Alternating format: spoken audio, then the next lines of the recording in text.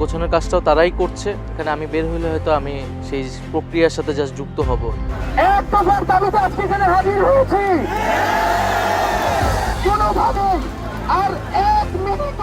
কোটা আন্দোলন থেকে সরকার পতনের এক দফা ঘোষণা, গণ অভ্যুত্থানের মাধ্যমে আওয়ামী লীগ সরকারের পতন। অন্তর্বর্তী সরকার দায়িত্ব নেয়ার পর পেরিয়েছে 6 মাসের বেশি সময়। বদলে যাওয়া দেশের এই রাজনৈতিক প্রেক্ষাপটে যুক্ত হচ্ছে নতুন দল, এমন গুঞ্জন ছিল বেশ আগে থেকেই। এমনকি বদল আসছে উপদেষ্টা পরিষদেও।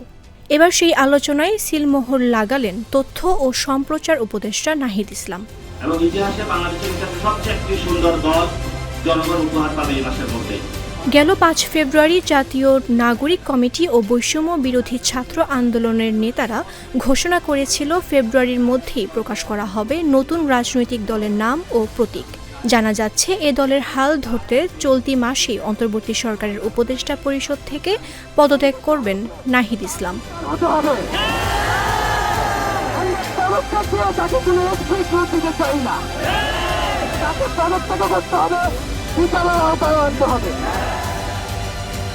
দেশের বেসামরিক একটি টেলিভিশনকে দেয়া সাক্ষাৎকারে এমনটি নিজেই জানিয়েছেন তথ্য উপদেষ্টা।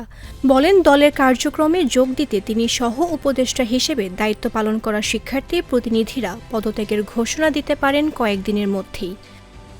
নাহিদ ইসলাম বলেন, ছাত্রদের নেতৃত্বে একটা নতুন রাজনৈতিক দলের পরিকল্পনা বা আলোচনা রয়েছে।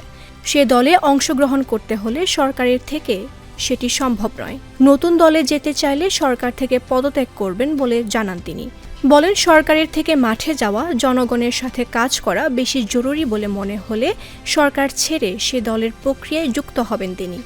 সরকারের মনে করি যে সরকারের থেকে আমার এখন মাঠে যাওয়া, জনগণের সাথে কাজ করাটা বেশি জরুরি মনে হয়, তাহলে আমি সরকার ছেড়ে দেব এবং হয়তো সেই দলের প্রক্রিয়া যুক্ত হব।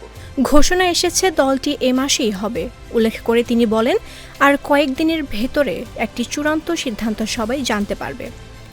রাজনৈতিক দল গঠন আর ভোটের রাজনীতি যে ভিন্ন বিষয় তা জেনেই মাঠে নামা হচ্ছে বলেও জানান নাহিদ। এদিকে জাতীয় নির্বাচন নিয়ে বিএনপির সাথে অন্তর্বর্তী সরকারের দূরত্ব কমেছে বলেও জানান তথ্য উপদেষ্টা। মামদুহা রাইসা, জাগো নিউজ, ঢাকা।